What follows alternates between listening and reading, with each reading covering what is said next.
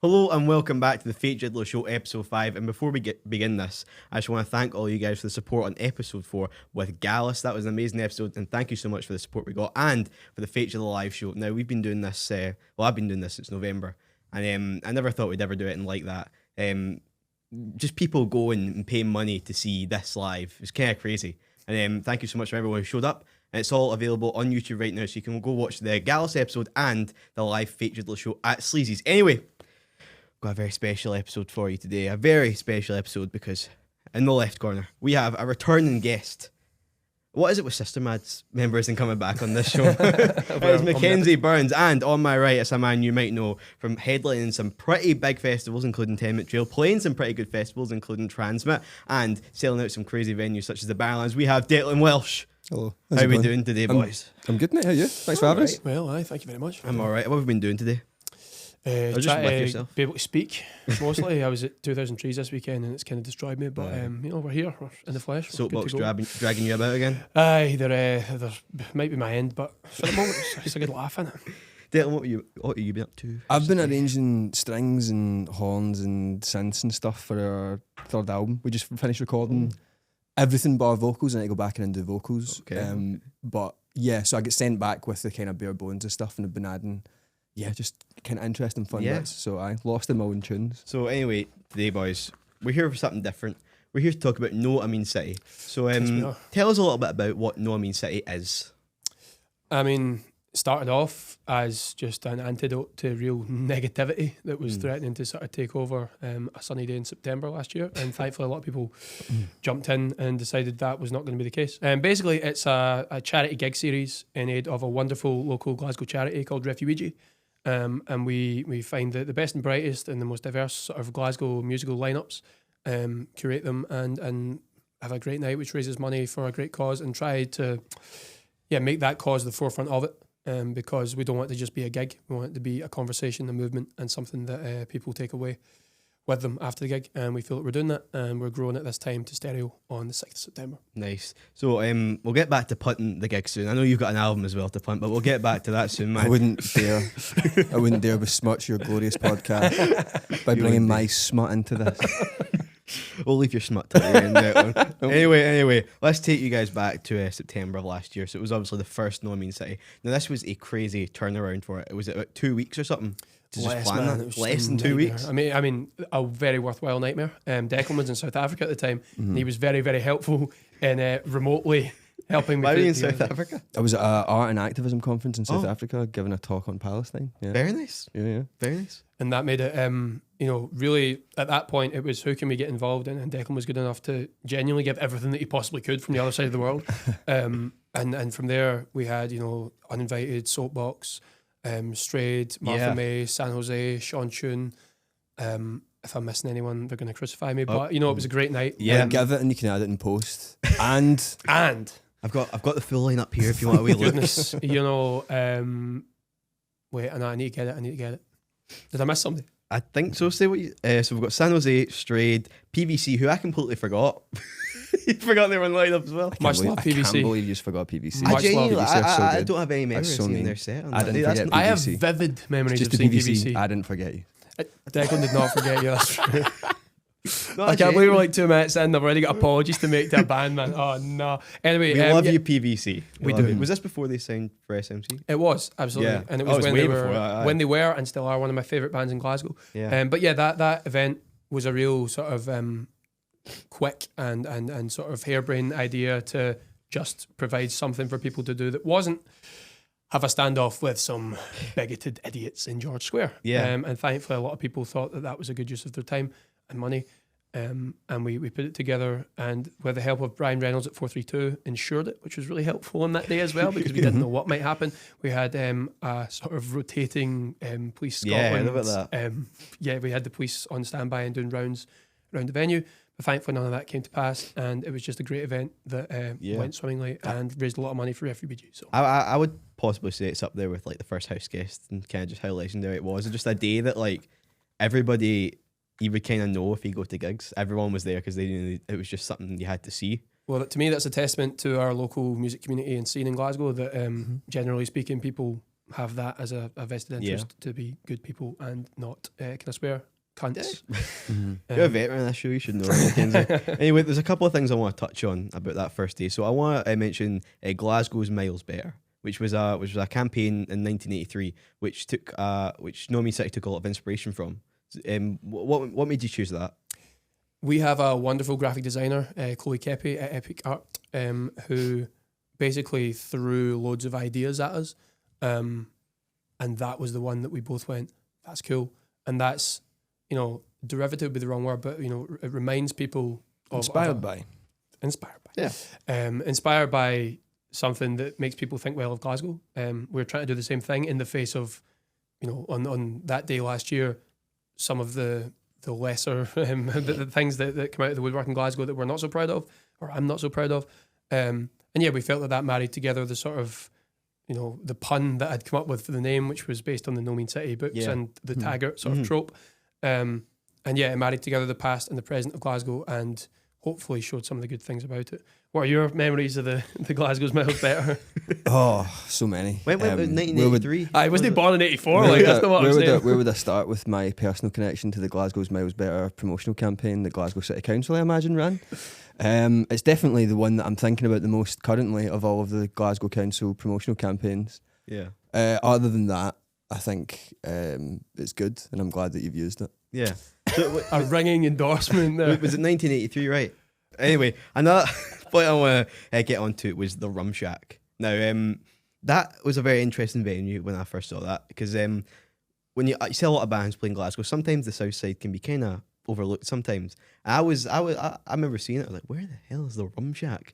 But what made you choose that? Do you think it was because it was such short notice, or do you think it was because maybe at the time Sleazy's or any of these other venues were quite overplayed and you wanted to do something a bit different? One, it was short notice and they were the venue in Glasgow that was willing to... They support all that stuff, they're really sound. Yeah, so one, Glasgow, Saturday night, 2 weeks in advance, how can we possibly get a room?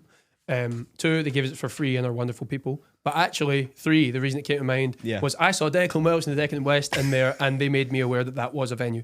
What did you think of it and how did you get to I drink in there and like it as a venue, and I think it's a good place to dance. Like it's got really good club nights. I was at a club night there actually on Saturday night, and I like the people that run it, and they were always quite supportive of, like, I think when we had a gig there, they were like into politically stuff that we do. Yeah.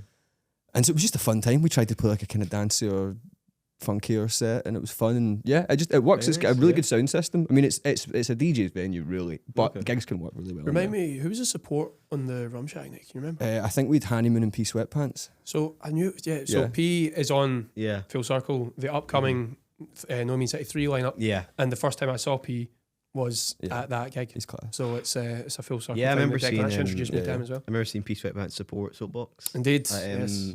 What was it? Art School. Art School, yeah. Another underrated venue, which you don't see a lot of people playing. Anyway, all of Refuweegee is in support of a really amazing Glasgow-based charity called Refuweegee. Now, can you tell us a little bit about this charity?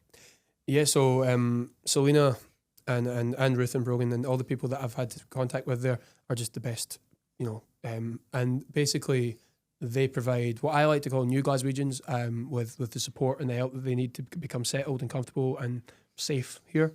Unfortunately, there are many failings on the higher levels of government and council and general local authorities where that isn't done, and so they step in and provide a lot of much needed support, and in turn need support for that support, and that's where we try and come in and provide what we can from everyone's generous donations.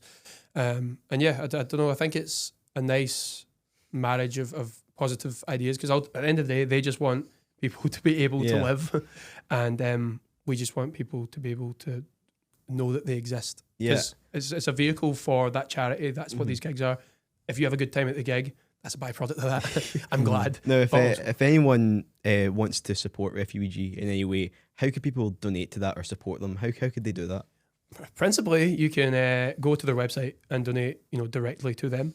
But also, we have our tickets on sale for No Means City 3 on Saturday, the 6th of September. In a minute. And on that ticket link, you can donate via buying a ticket and separately by just adding to that, and it goes straight to them. So everything we do goes straight to them. And obviously everything on the Refuweegee's website and Instagram and Facebook and all the rest of it goes directly to them as well. So. Definitely. Check it out. Anyway, as we were saying before, the first No Mean City was just a crazy day for live music, a legendary status. You know, you just had to be there to know what it was like, man. Glasgow's Bob Geldof. But oh, don't you ever talk about him like that again. I've got you, man. Don't ever come at him with that shit again. I actually saw him once with Boomtown Rats, and he was an arsehole. However, I'll take it for the purposes of this conversation. But yeah, it was a legendary day, and we've got an exclusive little video of a performance there. Now, Soapbox's performance, who were on episode 1 of the show, check it out, did an incredible set. Genuinely, I remember it was so sweaty and so musky, and really words can't describe just how wet that gig was, but it was an incredible gig, and we've got an exclusive video of their performance right now. Can I ask you a favour, Rumshack? Split the fucking floor, either side, get out of the fucking way! See the person across from you? They're your new best pal. Look them in the eye. You're gonna make sure that they're home tonight. And when that's done, you're gonna have the home fucking attack.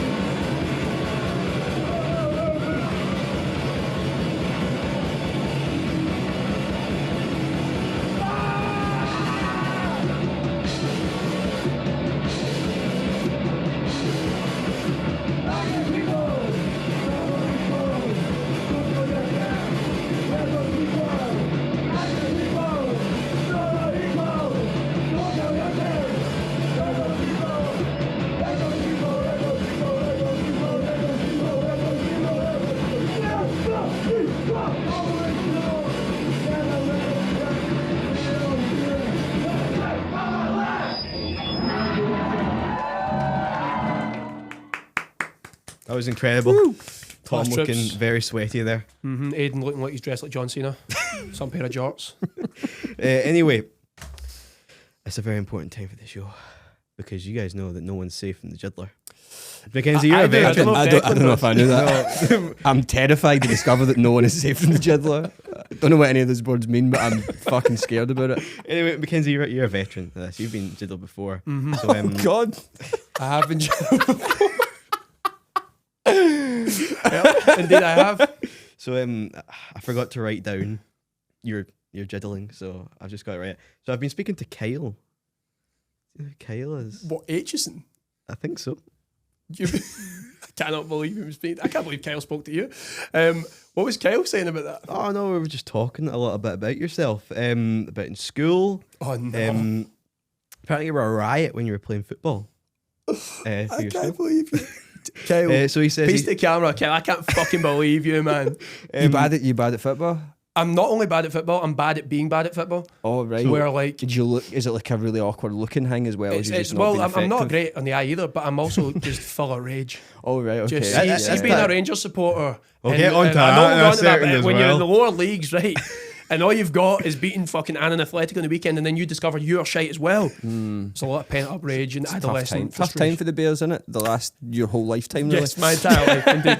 However, what's Kyle been saying about me? According to Kel, in school you were a riot playing football. So he showed up to a game 3 minutes late and you'd already been sent off. Brilliant. The ref allowed you to come back on and then you got sent off again. That's so good. That's like genuinely amazing. That's nothing to be embarrassed about. That's fucking absolute hero behaviour.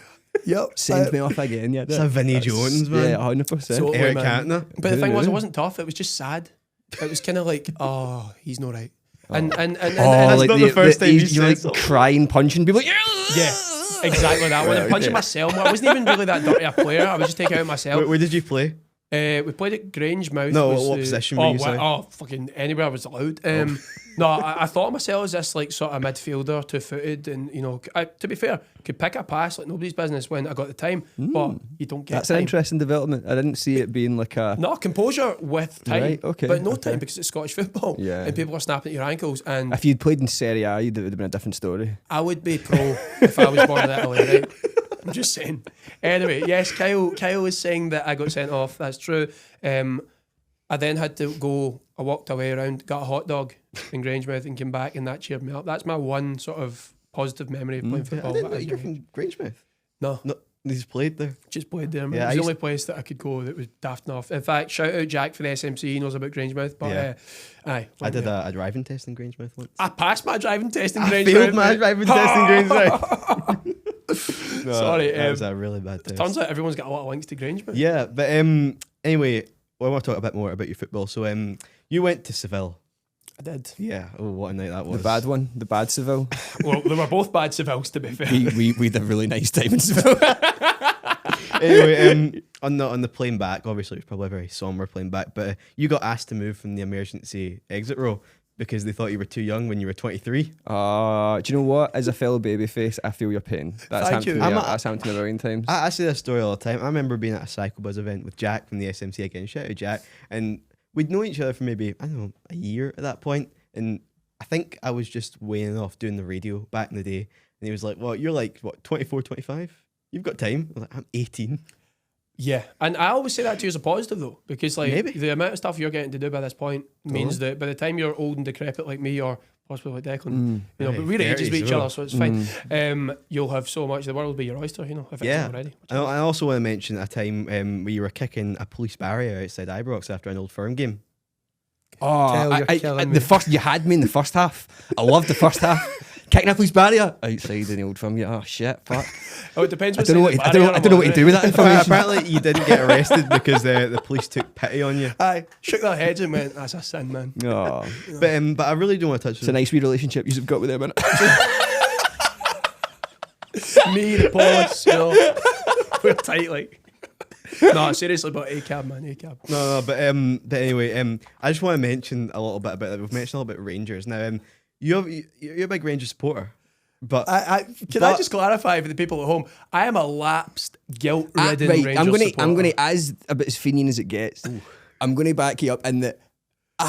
You're able to be a Rangers fan and be left wing, no? that's Plenty of fucking. that's what we're here to say. So Hopefully.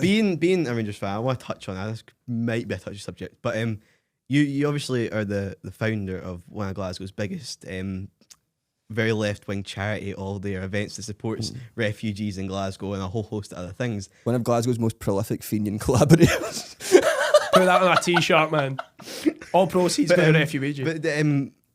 But how do you feel doing that, being a Rangers supporter? Do you ever feel that it impacts, or does it not matter to you? Can we take politics out of football and music and just have good music and talk about things that you might need to talk about? You can't take it out of it necessarily, and I don't particularly want to, especially music. I think if you don't have the critical thinking capacity to separate your footballing beliefs from your political ones, then you shouldn't be allowed within football or politics. It's unavoidable if you come from any of the places that we all probably come from, that like being a Celtic and Rangers fan, it's not a conscious decision that MD makes. It's not like MD goes, I'm going to be, and I know a few of those people, and those people fucking suck. I have much more respect for a lifelong Rangers fan that is maybe like, you know, good politics that are different than somebody who's like, well, I'm going to support Celtic now. That's fucking, I don't know. I had a few flip-floppers at the school, man. Yeah. Nothing worse. Unacceptable. I'm a Kelly support from Cumbernauld. Yeah, that's fine. See, sometimes God's cruel, and Sometimes you just get hit with it all at once, man. You know. Right, just for that, I'm going to jiddle you now. Actually, give me one 30-second sort of piece to camera regarding your previous point. I am a Rangers supporter insofar as I support the team, but I was at the Napoli game after the Queen died, and I remember they belted at Rule Britannia from the PA, and I looked about and there was people doing that fucking full body Nigel Farage bollocks, right? And I realised that in certain ways that was not for me. Oh, was that a turning point? Not necessarily, because, you know, I still want us to pump Celtic. Do I still give Declan dogs abuse on Old Firm Day? The text I get sent before you get your one win every season and then win no trophies, which I really fucking need, by the way. So don't take it from me. But you know, that doesn't take away or detract from the charitable sort of side of things, because you want more Rangers fans, didn't it? And the thing is, to even say that about like a whole group of people who's patronising it, I think I sound patronised as fuck if I was to say like, oh, more Rangers fans do this. Like, Rangers fans are not a monolith. Like, it's just a thing you are in Glasgow, innit? It's not like you've got to flip a coin. You're probably going to be a Celtic fan or a Rangers fan, and there's a bit of the institution that I think you can kind of maybe rightly criticise for certain historical decisions. And the fans have got some opinions that I don't love sometimes. But none of the fans I know do. Personally, anyway, I don't know any Rangers fans that... I know a couple of it. Most of the Rangers fans I know don't have those opinions. Separate the art from the artist and the football from the politics, or, you know, fucking contradict them and support refugees and support Rangers. Mm-hmm. Because, you know, at the end of the day, you're free to fucking believe what you want, regardless of what football team you support. I'm an example of that. Anyway, Declan, it's your time to be jiddled. Now, Ready. I've jiddled a lot of people on this show, a lot. And you were one of the hardest to ever jiddle. Oh, really? You've just going on your Instagram, that you've been about for so long. Thank you. That makes me feel very old. Yeah. It has decades, man. No, I mean that you've been massive for a really long time. Yeah. I'm trying to cut a bit of weight now, but it has been a tough few years. Woo. No, and also since like 2014, when I was in P4, you've been you're not helping yourself yet. No, that's good. That's fair. That's good. When I was in P4, you were supporting Squeeze and Glasvegas. Yes. You've played some crazy festivals. Such as Tea in the Park last year. Twice. I wasn't even in high school when that happened.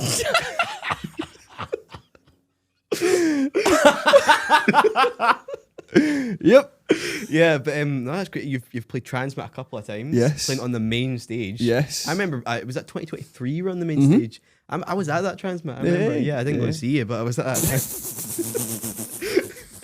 Thanks. No.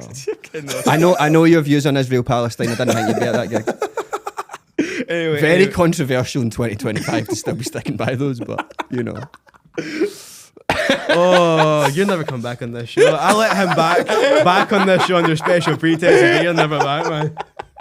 Anyway, I want to talk about Glasgow in the Sun. Yes, my first ever your thing first that I released. ever released. Tell me a little bit about that, because it's not on Spotify. No, I think when we did the band, I just sort of did it easier to have a new relaunch or whatever. But I recorded that with Neil Mackenzie at Keep It Creative, who I think still does videos and stuff in Glasgow.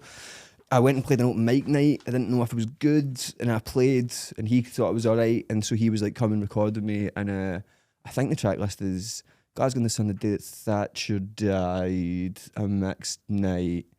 There's definitely two other ones that I can't remember, but it's me and a guitar, and it's yeah. Well, that's really the only thing I've heard. Excellent. Yeah. No, I did message someone, but they never got back to me. I was just finding what their name was. I said that to Mackenzie. Pauline Welsh. You wish my mum. She never got back to me. That's good. Thank you, mum. She loved my back. I don't want to have a Fraser McCallum story on my hands. No. For context, that you got off lightly there because Fraser previously got jiddled to such an extent that Jiddler got in successful contact with Fraser's mum. Brilliant. And all of Fraser's deepest, darkest childhood secrets were then exposed live in front of a Do you studio know? audience. Do you know what you'd have been better? There's members of my family that would do that happily and be buzzing to. My mum didn't want that. My mum would be like, "Fucking hell." You know? Do you know the hardest? Aiden from the 𝙬𝙤𝙙, man. He was impossible. He was Like, impossible. hating I on, wasn't man. find anything about. See, when the banning order gets lifted on Declan on this show, you know, his football banning order, you can Yeah. contact the other members of his family. Yeah. The band would have been the people. They would have. Ben would have loved. He would have tried given them as well. Yeah. All right. Okay. They're all. Everybody's just recluses. Anyway, I want to circle back to something we were talking about earlier. So we were talking all about 𝙁𝙗𝙙𝙙𝙙 City. Now it's obviously a very big deal in Glasgow, and it means a lot to a lot of people. So we put out a call to see what 𝙁𝙗𝙙𝙙𝙙 means to people of Glasgow. So this is what 𝙁𝙗𝙙𝙙𝙙 means to you.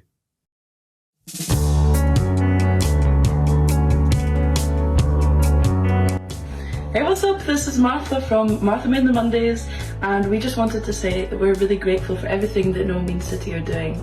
It's vital work in our local scene as it celebrates music and culture, but it also is fundraising for the people that need it the most right now, which is refugees. And I think this is a prime example of musicians being on the right side of history once again. Musicians and artists are historically on the right side, and we just want to showcase that while also helping those that need it. What's so special about 𝙁𝙗𝙙𝙙𝙙 City to me is you know that every single musician and every audience member is there specifically to support inclusivity and our common shared humanity. The whole night has such an amazing sense of community because of that. I love 𝙁𝙗𝙙𝙙𝙙 City when the community brings together, and it's class to see that it's growing more and more each time. More people are getting involved, and it's raising more money and just spreading more awareness. Hey, I'm Cara. And I'm Sophia. We're from PDC. I love 𝙁𝙗𝙙𝙙𝙙 City because it's such a good way to bring the Glasgow music scene together. And it was the first time we were really welcomed into that community, and that's always really good crack. Yeah, and it's great because it's like like-minded people all together. Everyone has a great time for a great cause. So yeah, really excited. Big up, Mackenzie, etc. Hi, I'm Jack from the Lounge. We played at the second 𝙁𝙗𝙙𝙙𝙀 Show, and I had a couple of our members join the all-star band for the same show. It was really fun. Working with so many great people. It's such a good community building experience, having so many different members of the Glasgow music scene working together for something so important, raising money for such a good cause. It's just a really good kind of fixture to have in the scene right now. My memories of 𝙁𝙗𝙙𝙙𝙀, probably the most standout one being the first event. We managed to play alongside some amazing bands in that first one at the Rum Shack. Having it being local music, it's absolutely fantastic, and obviously being for a great cause of Refuweege. Always raising significant money every time. It's just a fantastic event, and the more the merrier. 𝙁𝙗𝙙𝙙𝙀 is important, not just to me, but important in general, because it proves to people who come from a place of adversity, where they've faced adversity for something like their race, religion, whatever, who come to Glasgow to live a better life, that they are indeed welcome, and no matter who they are, and it just brings people together. 𝙁𝙗𝙙𝙀 is absolutely indicative of Glasgow's attitude. It is welcoming. It is a home for people from all around the world, for people of different creeds, different races, and you should absolutely come along to support this amazing event. Me? I love 𝙁𝙗𝙙𝙀. 𝙁𝙗𝙙𝙀, it is everything I love about being in the music scene, like the one in Glasgow. Community, hearing some great music, playing some great music, people around you, and solidarity and supporting a great cause.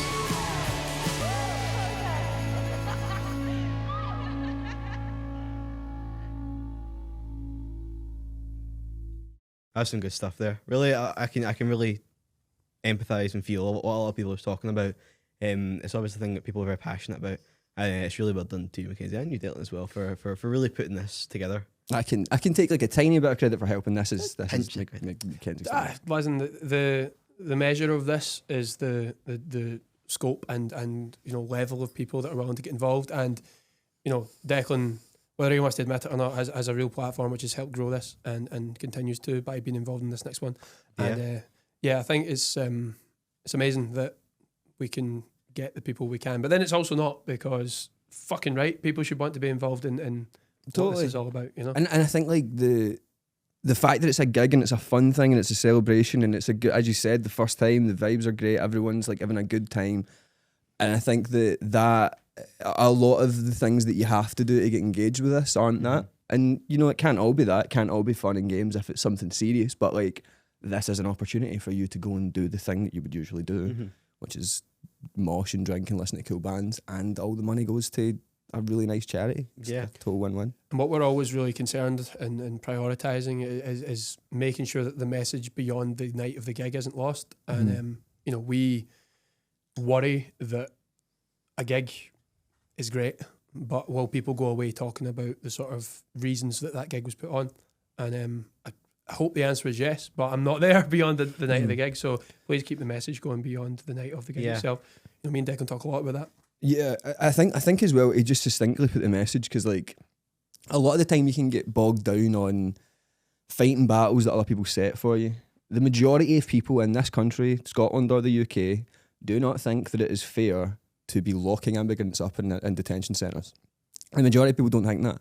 The reason it happens is because most people don't think about it.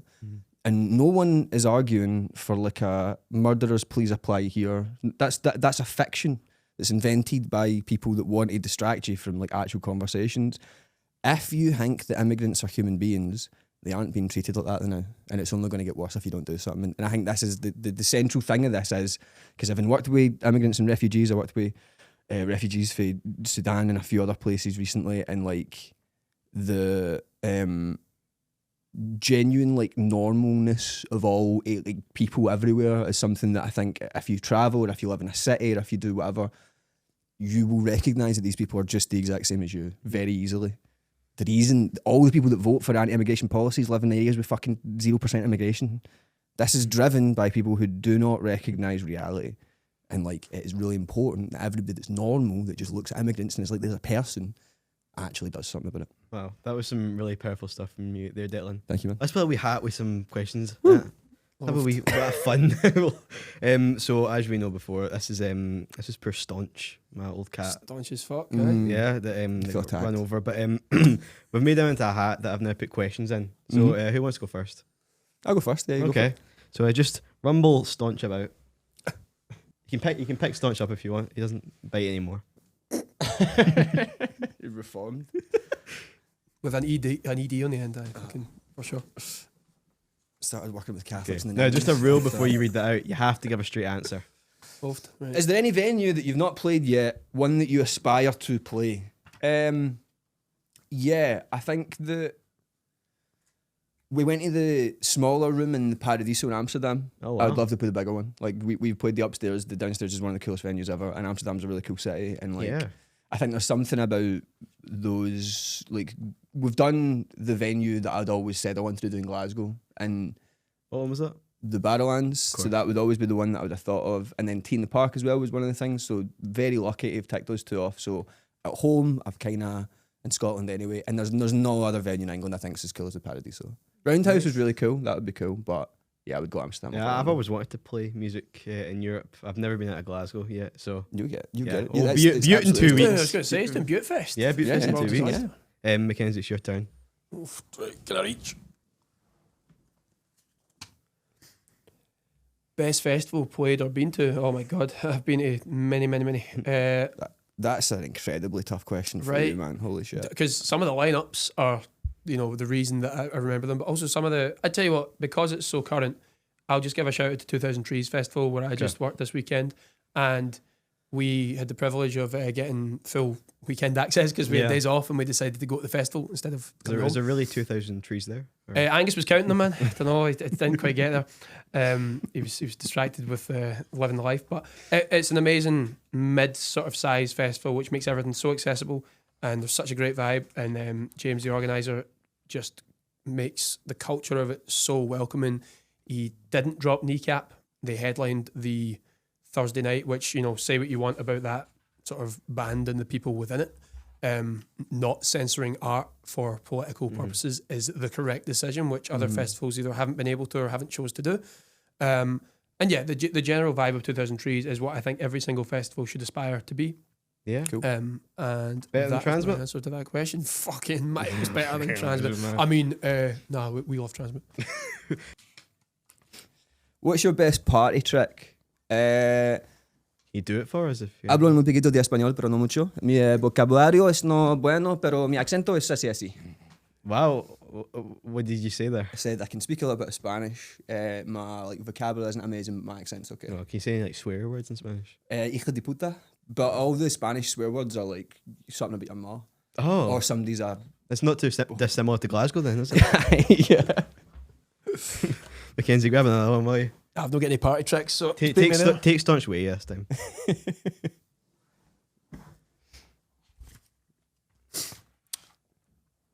Haha. What artist, dead or alive, would you want to play No Mean City? So you could kill somebody? Aye. As a What if pretense, they're as a, alive, pre- that as was a like to do pretense it? of playing No Mean City. Morrissey's getting it, man. Fucking... Who would you execute at No Mean City? No, I mean City, Declan Welsh and Decadent West Supergroup, live execution of Morrissey. It's the last gig, man. It's the last gig. Yeah, No, yeah. do you know, fucking... I met Jason Allen Butler from Let Live and Favour 333 amongst many other bands this weekend, and he was a really, really stand-up guy. And he's done a lot of social good in his time, and he also has some real cool ties to Scotland. It's an absolute pipe dream, but getting him swinging from the fucking rafters at a No Mean City gig would be pretty cool. So We're currently in negotiations with Radiohead and Disturbed. yeah, aye, Dave Draymond, man. Do you know, I hope so for the next one. One of the biggest missteps that we've done, which thankfully no one has noticed, but I'm going to out us for right now, Okay. is the opening song of the new metal supergroup. Yeah. Was Down with the Sickness. Oh wow! And one of my main sort of hopes for Nice and Sleazy's, which is an excellently run venue and run by people that I love very much, I hope they didn't pay their PRS that night and he got not a fucking penny from that song being played. So fingers crossed. Yeah. Throw staunch over there. I'll try and air out all these questions. I don't know how we're going to do this. Usually I plan them for about 5 people. When So we're just at this, man. But Right. Okay. Should music be political? No. Fuck that. Yeah, I think it is. It is like it's not that it should or shouldn't be. It doesn't have to be. I think art predates every single economic system, every single political system. People were making cave paintings on walls before we knew what we were doing with anything. Art is this kind of historical tapestry of human emotion. So you don't need to do anything other than kind of make somebody feel and express how you feel. But because it is a very powerful tool, like advertising uses art to sell you stuff. Like if you see, there's a really fucking weird Dairy Milk advert where a woman's dad has dementia. And she goes in, she gives him a fruit and nut, and he accidentally tells her that he doesn't like fruit and nut, but he's never met to tell her. And that's a bizarre experience. But if you don't think about it too much, you go, oh, I feel very moved by that. Dairy Milk. And like, that's the naked thing. So like, you can use it for a bunch of stuff. And if it can galvanise people, if it can record things that people don't want to talk about, if you just want to speak about your experience and you're somebody whose experience doesn't really get spoken about, all of it can work. You don't need to be political, but a lot of it is. And the environment you really sit in is. Very good words there, Declan. Thanks, man.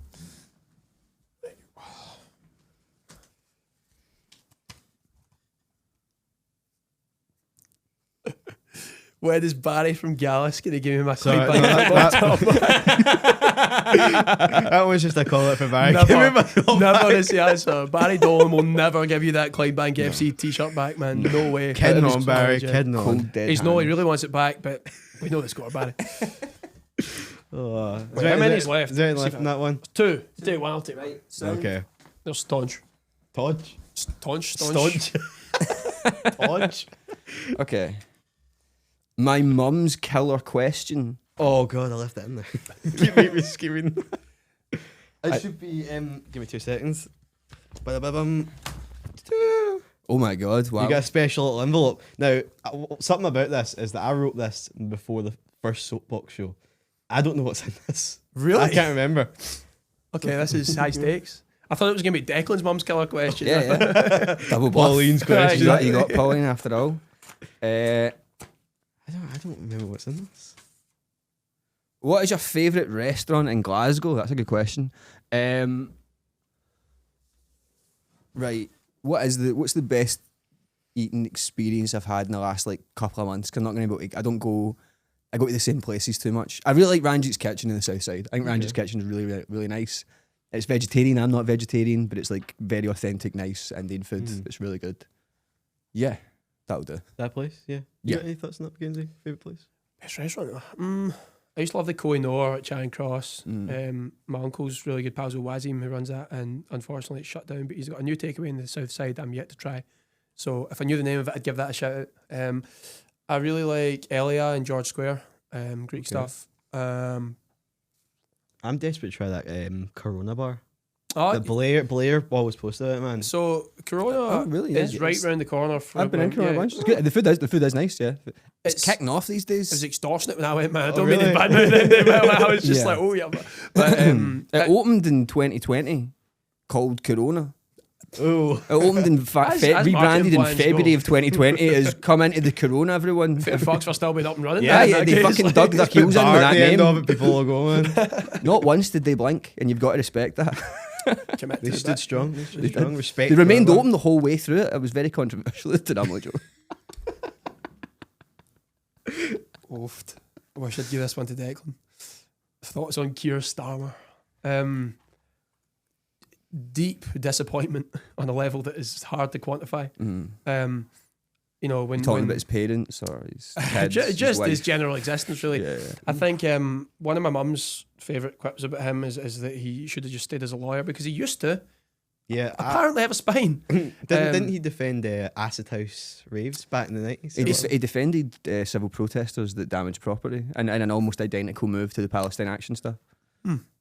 I can't quite believe that. I actually watched a Jonathan Pye video today of the sort of year's anniversary of his election, and how did it go so badly wrong? Declan, you can answer the question. You think you'd learn a lesson, and they won't. You think you would learn a lesson for 𝙬𝙗𝙗. I get it. Landslide victory. You play the percentages. You target swings, and you go for Tory voters that you think can win you over the most seats.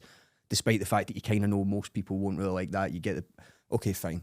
Look at how unpopular that is now. You would think the Labour Party would be going, maybe something different. He'll go down with that ship, and he's always been whatever it is that he has to be relevant. Under Corbyn, he was a lot more left wing than this, and I think that eventually those kind of politicians, nobody really backs them. They just lose all support, which is what's happening in it. I think he'll get chipped for his own party before the next election. Well, it's something that, you know, in terms of the smallest sort of micro level of trying to make a difference, it makes it all the more important to do so. You know, we were talking about kind of earlier on before the podcast, you know, if you can make tiny changes to this earth, as Frightened Rabbit once said, that is important, but you have to do it even more when the people in power either make no fucking difference to the lives of people that are, you know, living in your communities, or if they're actively making sort of steps to make those people's lives harder. It's all the more important to make a difference, and that's what we were trying to do. Some great words there, guys. Fuck 𝙎𝙝𝙠𝙚 is what I'm actually saying. Yeah. Anyway, this episode is sponsored by Britain's fastest growing political party, Reform UK. Thank you, Daddy Farage, for all the glorious money. Did a great cameo though, didn't he? He says up the ra, doesn't he? Does Farage, yeah. Anyway, that's how posh that cunt is. That he doesn't even know what the ra is. He would have been threatened by their existence in 1984. I'll hit you with a worse thought than that. What if he just knew it would go viral? Oh my God. Jesus. That's the whole thing. Let's see how deep the social media goes. They know what they're doing with social media these days. I'll call them grifters, I would say. Yeah, 100%. See, well, I'm at it. Fuck Nigel Farage as well. Yeah, fuck the lot of them. Scary though, isn't it? That you sort of do think there is an inevitability about that man's next electoral victory.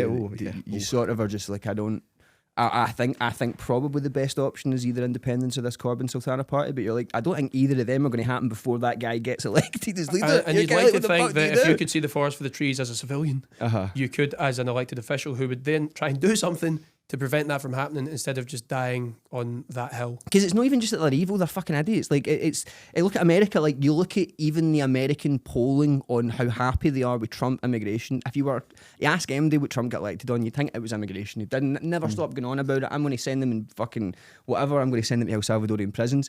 He's got like a 70% disapproval rating. People hate this when it happens. But before it happens, nobody really gets what it is, so everybody gets swept up in it. And it's like, can we please just look over the pond and go, let's not do that. Whatever we do, let's just not do that.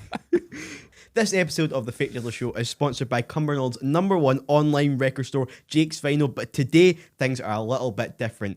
On Jake's Vinyl, you can exclusively buy the Jake's Fake Jiddler Show, not Jake's, Fake Jiddler Show t-shirts, which are being modelled by Declan and Mackenzie. Mackenzie's put it on himself. He's looking great in it. He's looking very nice. It's perfect for everything. A funeral, a bar mitzvah, or even just a trip to Best Kebab. Eating is the perfect thing to wear. So, Declan, what do you think about it?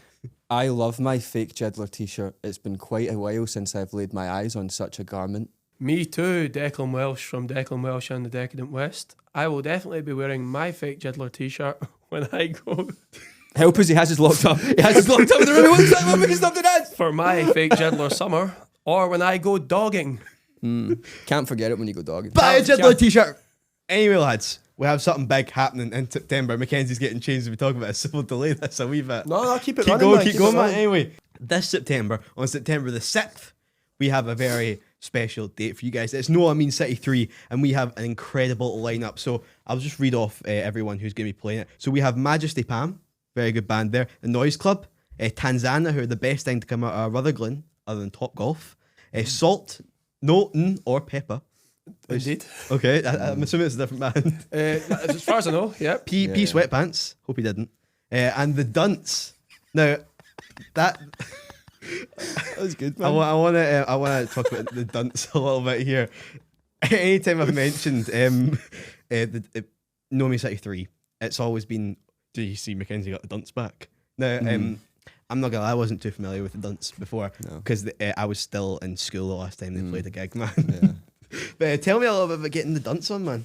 The Dunce got the Dunce back. I didn't get a Dunce back. Yeah, they just knew. Dunce decided They contacted you. in years. That's like, this whole thing is just controlled by a Dunce, big Dunce. Yeah, big it's Dunce. big Dunce. Big massive Dunce have been the reason that we've done anything. To be honest, we have to thank Big Dunce.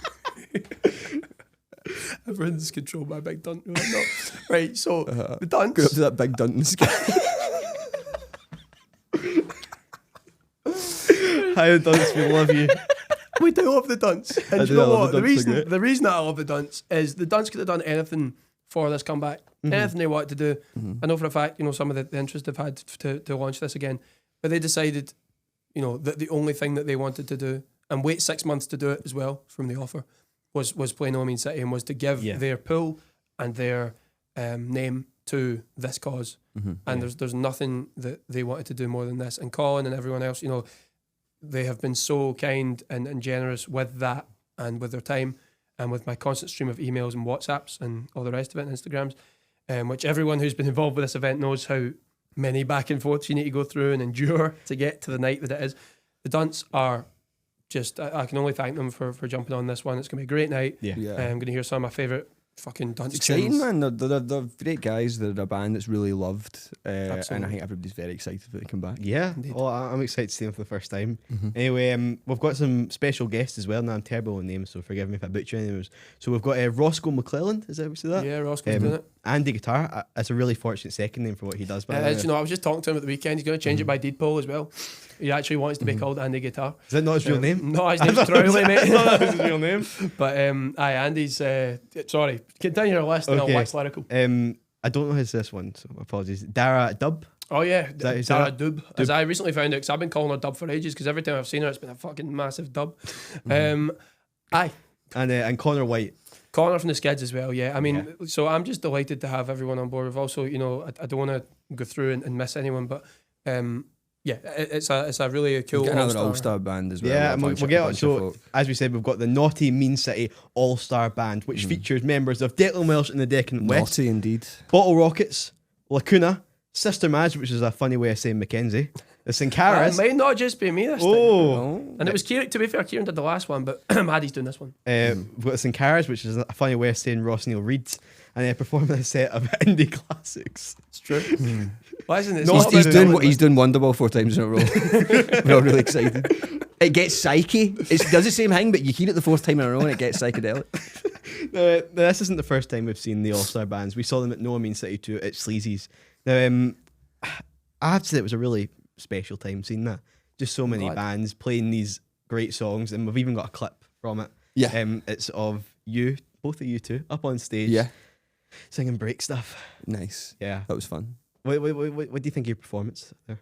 What do I think of my own performance? Yeah, we're going to see it in a second, but I to remember prepare the people who haven't seen this, because I don't think anyone's seen this video yet. No, it's unseen. This is an exclusive. This is exclusive. This is a Jiddler exclusive. So I've done neither of us any favours. You're excellent at it, by the way. I do not appreciate the Declan slander. Me, I'm more interested in smashing into people than playing the parts. So I think my performance in it could be deeply I remember questioned. No Mean City. I then fell over. I remember you got dropped. Yeah. Everyone happened to me that It night. was also one of those positions where like we'd done it and then we didn't have an encore, so everyone was like, "Do you want to do break stuff again?" And like everyone just wanted an excuse to mosh. I think if we'd done anything for 3 minutes, everyone would just punched each other in the head and had a good time. You sent me. We're not going to include it in this. Maybe I will. At the end, your Teenage Dirtbag cover. Right. See, when I was in like 3rd year high school, that was my tune, man. So I don't want to. Same weirdly, that song's that timeless. Yeah. the 105 years between me being in 3rd year at school and you being in 3rd year at school. What year would you be in 3rd year? When I think 4 or 5 years after that came out originally. It's just been every 3rd year's favourite song I was ever. in 3rd year when COVID started. Yeah. Do you know, I don't want to make the man uncomfortable, but the You already I'm actually not. I really do want to make the man uncomfortable, so Declan's getting it. When I used to be a wee guy, not quite 3rd year, but a wee enough guy, or a weird guy than I am now, I used to go and see Declan, with his band, and think I would love to be able to do that on some level. Is that really? Were you just a fan of Declan? Yeah, absolutely. Oh my god! I didn't know And, They do exist. There's boys. a couple of them in Glasgow. Yeah, as I'm told, yes. As the 𝙬𝙬 boys, I have to thank for that, told me to go and pick Declan up for their gig at Tuts. But talking to him, and he didn't think I was a complete cunt, which is helpful. But very bad taste in people generally. So it's not a ringing endorsement of me, but we are here. And then he was good enough to give his time to the second one, and then on stage in that video of Dirtbag, which I feel like now we do need to put on this because I'm talking about it. We'll fit it in at some point. Yeah. I just couldn't believe that I was getting to play 𝙁𝙤𝙬𝙬's with him on stage next to me, and I think that shows in my face at times in it, and it's just a really, really cool moment. Yeah. I think it's just like I kind of think most people in this scene, and even in the scene that I was probably more part of, and like all that, I think most people think this is a good thing, but nobody gets off their arse and does it. So you deserve commendation for actually making that happen, as opposed to a lot of people who've had conversations at some house party at 5 a.m. about how bad it is for immigrants. See, your problem with me is I have conversations at 5 a.m. at a house party and don't drink, so remember them and act upon them. But no, this you get your own client list developing of black. Absolutely. I need to ask, why is it you choose not to drink? It's because you drive all the time. I drive all the time, and I don't need it, man. If I can have the times that I have without it, I don't really see the reason to have it. And also, I can only go to all the gigs I go to because I don't drink and don't spend money on it. But just because Kyle was telling me something about something, so not to jiddle you again. A double jiddling. I'll wind you down you after this for this. But you went to Jelly Baby and ordered a Coke and they gave you vodka, and you were very annoyed. You said, "I don't know where Jelly Baby is." It was ABC. It was at ABC. Oh, is that? I didn't know. I'm actually. This was back when your parents were embryos. I'm gonna out my wee guy self for something here that I've never told probably anybody, and it might make Kyle think this isn't a safe space. Good call in a podcast. Yeah. Fuck it. Yeah. I think I was just having a night where everybody kept asking me to drink, and I think what I basically said was, I think they put fucking vodka in that Coke. I think they did, man. I've never drank, never will. This is enough for me doing all that shit. And it's strange that Scotland is the environment where you're right. The first question is, why do you not drink alcohol? Yeah, what's wrong with you? You're a weirdo. Weird, yeah. Well, it gives me some sort of zeal and sort of you're inspiration. Right. If if it didn't have a social fucking effect on me, I wouldn't drink. I wouldn't drink it. You've already got that, you know. I've just completely realised this was the intro to you guys singing break stuff. Where have we got to? Anyway, this is break stuff with Mackenzie and Declan from last November. I've not done this since the first gig I ever played. The first gig I ever played, we opened and closed with smells of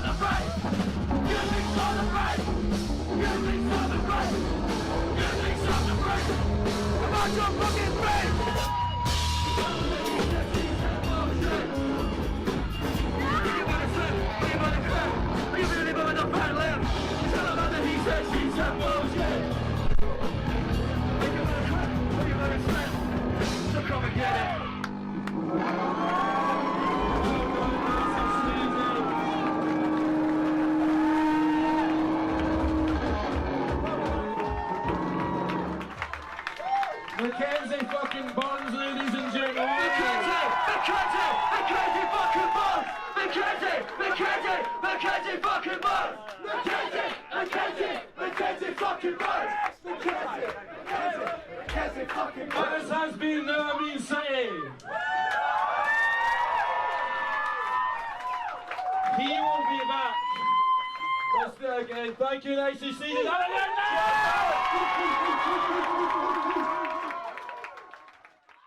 So that was a moving performance of break stuff there. I really enjoyed it. I remember seeing that live, just seeing it and being like, this is great. This is good stuff, man. This is good. Glad you thought it, because I was thinking, I can't believe I just fell my arse in front of 200 people. Fucking right over the monitor, up in the air. They thought I was dead. The people watching this one, we haven't actually seen the video, so I can't remember. Is that when you get dropped?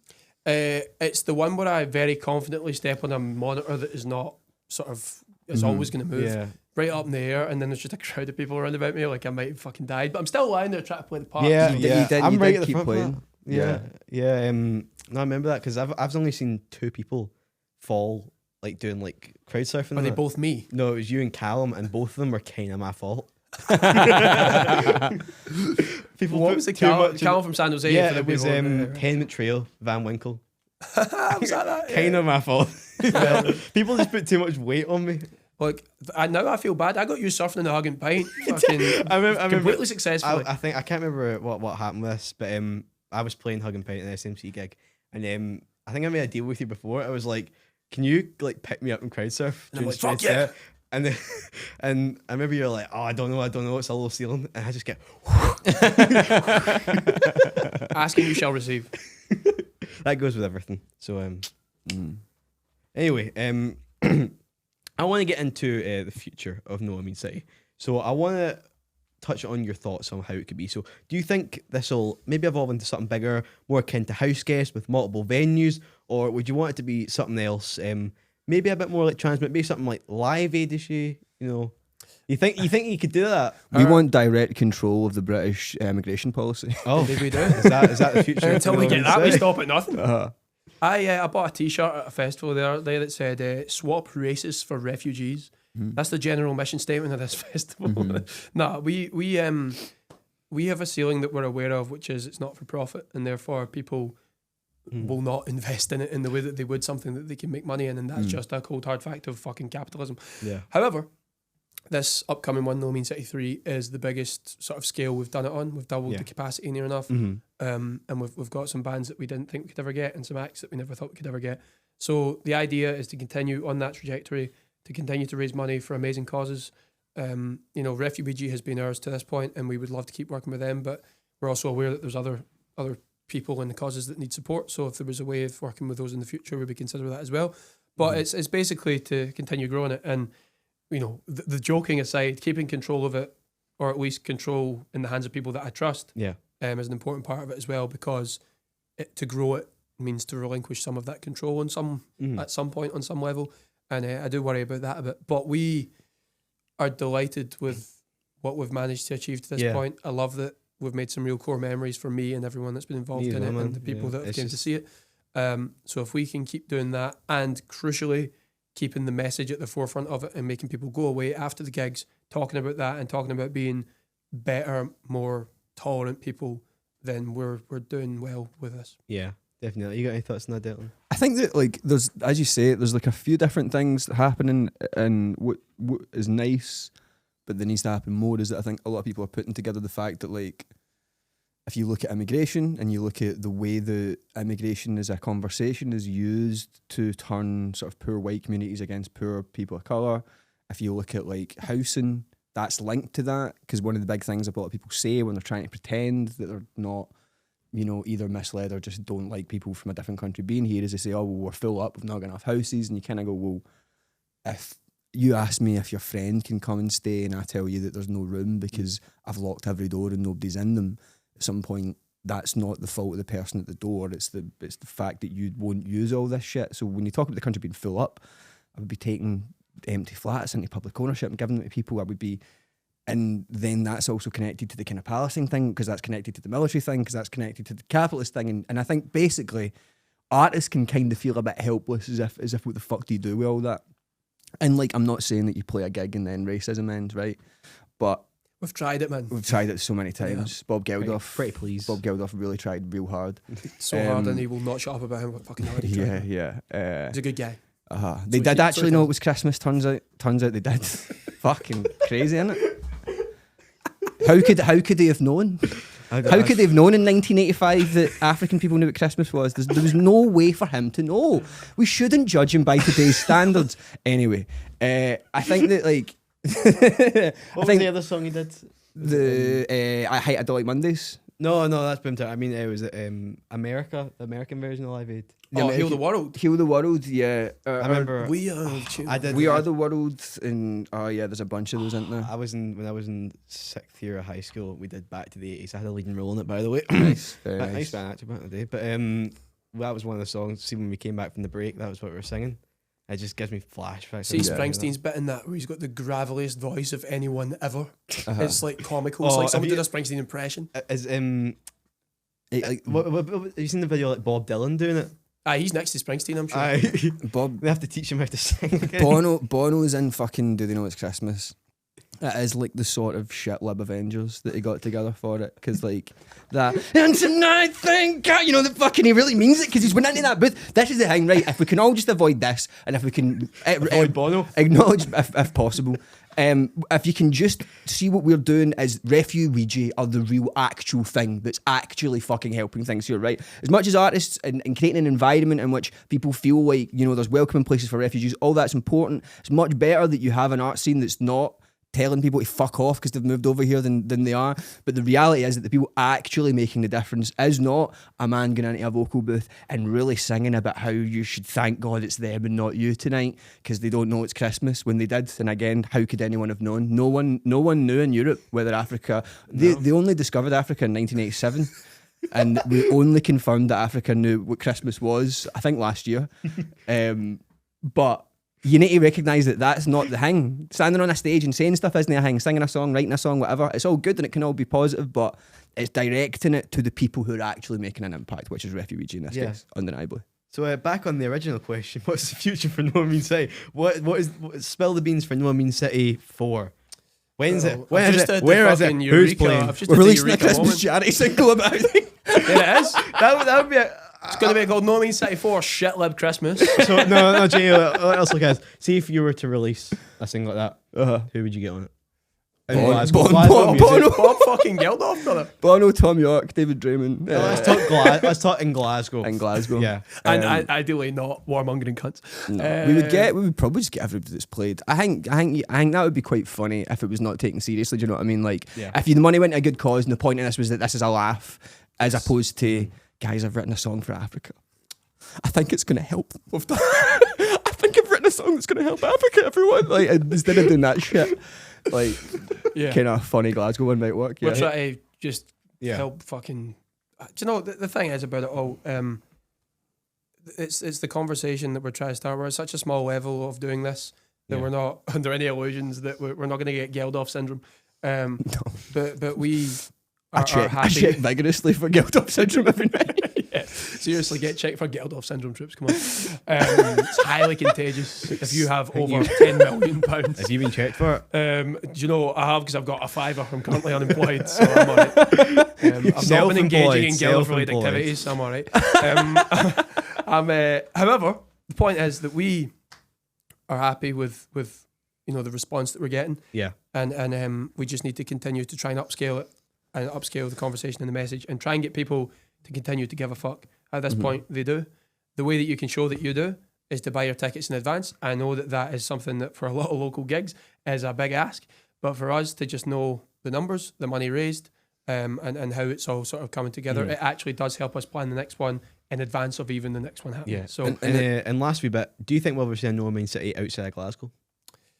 The problem is this is the city, and that's where I've wrote my notes here. Edinburgh, and I put a bit dead. Edinburgh is a fucking mean city, though. Do you know what I mean? Quite a mean city. Yeah, quite. Yeah. What about like Aberdeen? They're all right up quite there. a dull city. Quite a really weak city. Yeah. What about Europe? What about like for France or Germany? If you can find me somebody that's not Bob Geldof that can get this somewhere else. I'm trying. I'm just getting Bob Geldof. It's just coming up Bob Geldof.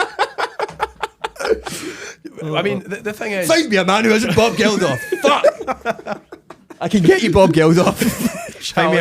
Why have you phoned me, Bob Geldof's agent? Why do you keep asking me this question? But like, this is just a Bob Geldof hate group. Fuck Bob Geldof.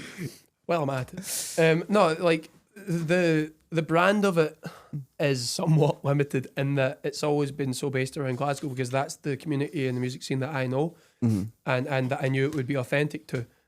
We can't really speak for other cities. I'm not saying that fucking Edinburgh's full of racists. That's not it's not the move here. But they have their own set of people and institutions and folk. Yeah, they have enough English people that live there. So who am I to speak for anyone else anywhere else? I would like to think that they have a good set of people with a good set of values, but maybe they could fucking get off their arse dangerously close to the Trump Mexican speech, mate. And I'm sure some of them are good people. Very good people on both sides. Got to back up. We like Edinburgh. Edinburgh's great. Edinburgh's lovely. We don't think that Americans... Salt and sauce, you know. But no, we just played in the Edinburgh headliner, Mackenzie. So I did Sneaky Pete's, and we brought enough people through for Glasgow that it felt alright. I can't speak for other places. I can barely speak for Glasgow, man. I glad to have been ingratiated myself as much into our local scene as I have, to be able to give me the fucking clout to put this gig on, because people... Can you clip him just saying clout and send it to me? Yeah. Clout. People like 432 initially, Scottish Music Collective, who now want to be called SMC Presents, Crowded Flat, and the venues, whatever the venue may be. That is the reason that all of this happens. It's a measure of the collective effort, not of me booking some bands over Instagram. There's plenty of places in Scotland as well that are full of the same people. Have you been to any rural town in Scotland? You will see the effect of no immigration on a place. You can go and see that everywhere. I'm fake Cumberland, man. Yeah, East Kilbride's not a diverse place. Do you know what I mean? And like that's the reason Glasgow's interesting, because you can sense there's more than one type of person here, and so like it is part of the reason. It's not if Glasgow isn't full immigrants, it's not fucking special. It's not unique. Yeah, that's sort of thing. So I have some bad news, boys. Unfortunately, gonna have to wrap it up here. Oh man, it's a shame. Have you got any last sentiments about No Means City and Refuweege and everything, and your gig on the 6th of September? Have you got any final words about it that you want to say? Let me go first, and then you. I think that the one thing is, number one, come buy a ticket. Buy a ticket now. Buy a ticket. Don't wait. Don't see. Oh, I'll see who's going. I'll do whatever. Buy a ticket right now. Right now. Because all of your money is going to people who genuinely help folk who come over here. Sometimes I work directly with young people who came over without their parents. Now, I don't probably need to tell you that that's not usually a particularly happy story for that young person if they're moving halfway across the world without their parents.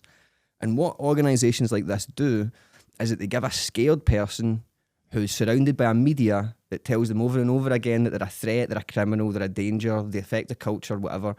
It gives an 18-year-old, imagine an 18-year-old that you know, imagine a 17-year-old that you know, going over to a country with absolutely fuck all. These places genuinely help that, and you can help them do that by coming to a gig. So buy a ticket.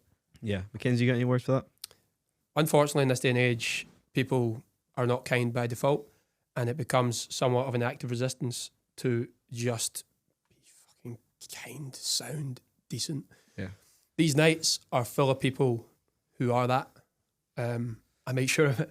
It's not to say I'm the oracle, it's just that, people care enough to give their time and effort and energy to learn songs for the supergroup, to play their own songs as part of the lineup.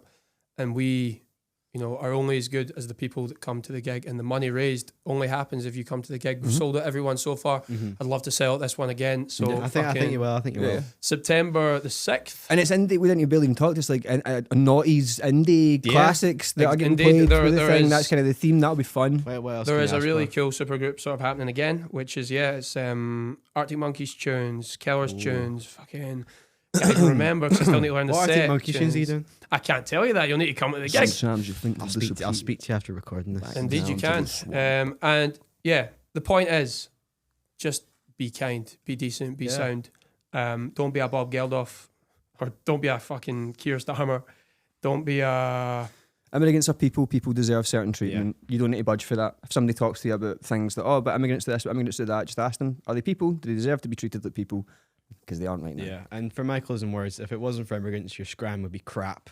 Anyway, thank you everyone for just trudging through this episode. I know it's been a long, debaucherous one. We're sorry for everything that was said. I don't think fun. I had a good laugh. I think the structure's all over the place, but thank you for getting this far. If you got this far, thank you so much for that. Anyway, I'd like to thank Mackenzie for showing up today, and also no, that's Fraser. That's not Declan.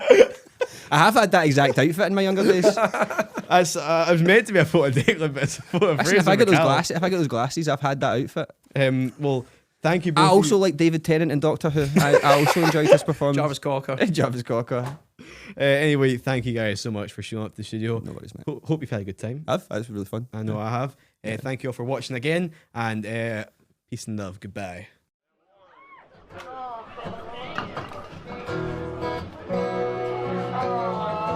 If anyone has any lighters, barring fire safety, the rules. My name is Noel. I had a dream about it. She rings my bell. I got gym class in half an hour. How she rocks with kicks and chips sauce. She doesn't know who I am.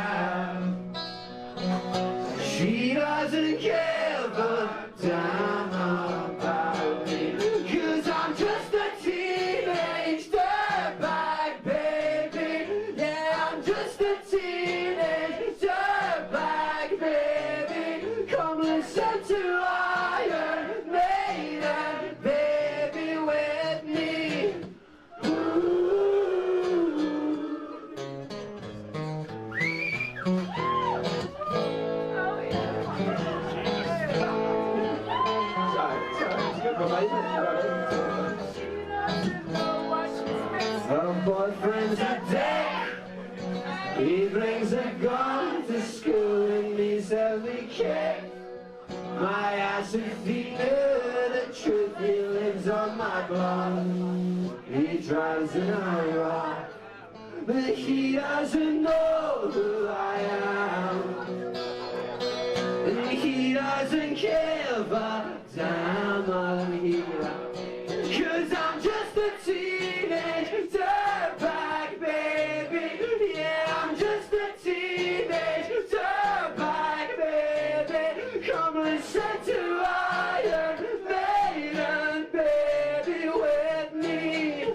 Ooh.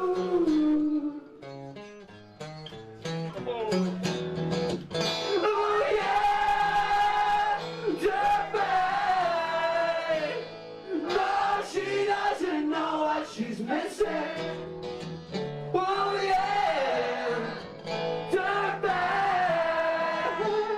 No, she doesn't know what she's missing. Alright, I need you to sing that song. Alright, okay, Dan. No, not quite, the next one actually. Man, I feel like home. It's prom night and I am lonely, lo and behold. She's walking over to me, this must be fate. My lips start to shake. How does she know who I am? And why does she give a damn about? I've got 2 tickets to Iron Maiden, baby. Come with me Friday, don't say maybe. I'm just a teenage dirtbag, baby, like you. Ooh, beautiful. Oh yeah, dirtbag. No, she doesn't know what she's missing. Oh yeah, dirtbag. No, she doesn't know what she's missing.